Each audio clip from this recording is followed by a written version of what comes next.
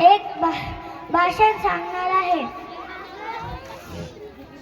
सह्याद्रीच्या छाताडातून नाथ भवानी गाते, सह्याद्रीच्या छाताडातून नाथ भवानी गाते, काळजात राहती आमच्या आणि रक्तात वाहती राजे. तुफान गरजतो आग ओखतो वाघ मराठी माझा, तुफान गरजतो आग ओखतो वाघ मराठी माझा, सन्मान राखतो जाण जोखतो तुफान मातीचा राजा. वाघाची चाल गरुडाची नजर, स्त्रियांचा आदर शत्रूचे वर्तन, हेच असावे मावळ्यांचे वर्तन, हीच छत्रपती शिवाजी महाराजांची शिकवण. ताजमहाल जर प्रेमाची निशाणी आहे तर शिवनेरी किल्ला एका सिंहाची कहाणी आहे, एका सिंहाची कहाणी आहे. 300 किलोमीटर लांबीची भिंत बांधण्यासाठी 150 वर्ष लागली. मात्र शिवाजी महाराजांनी अवघ्या 50 वर्षातील जे किल्ले बांधले त्यांची एकंदरीत लांबी 4000 किलोमीटर इतकी भरेल. चीनच्या भिंतीला आम्ही एक आश्चर्य मानतो. मग हे काय अभिमानच नाही तर गर्व आहे मला मी मराठी असल्याचा. हे सूर्यनारायण जर उगवले नसते तर हिंदू, हे सूर्यनारायण जर उगवले नसते तर आकाशाचा रंगच समजला नसता. हे सूर्यनारायण जर उगवले नसते तर आकाशाचा रंगच समजला नसता. आणि जर शिवाजी महाराज जन्मले नसते तर हिंदू धर्माचा खरा अर्थच समजला नसता, खरा अर्थच समजला नसता. अशात या महान श्रेष्ठ शिवाजी महाराजांच्या आयुष्यातील एक कथा मी तुम्हाला ऐकवणार आहे. एकदा काय झाले, शिवाजी महाराज आपल्या महलामध्ये शांतपणे झोपलेले होते बर का.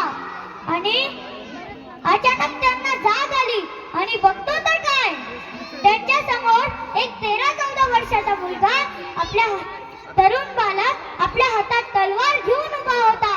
शिवाजी महाराजांनी विचारले, तू कोण आहेस बेटा आणि माझ्या दरबारात असं चोरून कसा घुसलास? त्यांनी उत्तर दिले, मी मालवजी आणि आपला वध करण्यासाठी मी इथं आलो आहे. शिवाजी महाराजांनी आश्चर्याने त्याला विचारले, माझा वध पण का? त्यांनी उत्तर दिले, महाराज, माझे वडील तुमच्या सैन्यामध्ये सैनिक होते. ते एका युद्धात मरण पावले. वडील गेल्यापासून तुम्ही किंवा तुमच्या माणसांनी आमची साधी चौकशीही केली नाही. आपल्या वडिलांनी आपल्यासाठी प्राण अर्पण केले महाराज, आणि तुम्ही आम्हाला वाऱ्यावर सोडले. महाराज, एका व्यक्तीने मला खूप पैशांच्या बदल्यात आपला वध करण्यास सांगितलं आहे, म्हणून मी इथं आलो आहे. शिवाजी महाराजांना त्याची निर्भयता आणि आत्मविश्वास खूप आवडला. पण शिवाजी महाराजांनी त्याची एक परीक्षा घेतली, त्याला फाशीची शिक्षा सुनावली. मग त्या मुलगाने आपली शेवटची इच्छा व्यक्त केली की मला माझ्या आईला एकदा भेटायचे आहे. तर शिवाजी महाराजांनी विचारले, आईला भेटायच्या बहाण्याने पळून तर जाणार नाहीस ना? महाराज, मी वचन देतो, मी उद्या सकाळी परत येईन. आता सांगा बरं मुलांना, तो उद्या सकाळी परत आला असेल का? तर तो उद्या सकाळी परत आला आहे. मग म्हणाला, आता द्या मला फाशी, मी शिक्षा भोगायला तयार आहे. शिवाजी महाराजांना अजून पण त्याचा आत्मविश्वास आणि निर्भयता आवडत होता. पण शिवाजी महाराजांनी त्याला सोडून दिले आणि म्हणाले, तुझ्यासारखे शूरवीर फासावर चढायला नाही तर स्वराज्याच्या कामासाठी आणि प्राण अर्पण करण्यासाठी जन्मले आहे. जा, आपल्या मातृभूमीची आणि आपल्या आईची सेवा कर. शिवाजी महाराजांची ही आज्ञा ऐकून तो मुलगा भारावून गेला आणि म्हणाला, महाराज, माफ करा, मी चुकलो. मी माझ्या शेवटच्या श्वासापर्यंत मातृभूमीची आणि माझ्या आईची रक्षा करेल.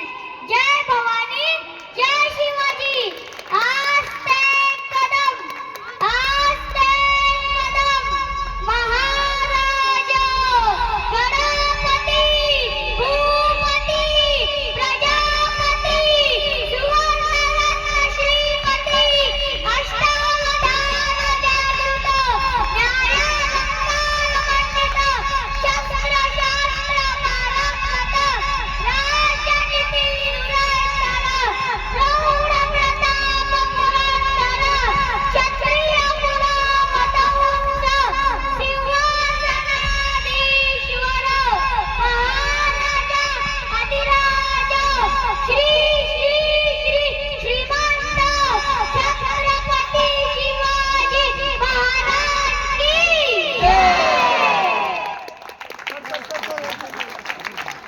जोरदार टाळ्या या ठिकाणी प्रत्युष करता वाजवाव्यात. लगेच या ठिकाणी रोकडे काका यांच्याकडून प्रत्युषला 100 रुपयांचं बक्षीस देखील आलेलं आहे.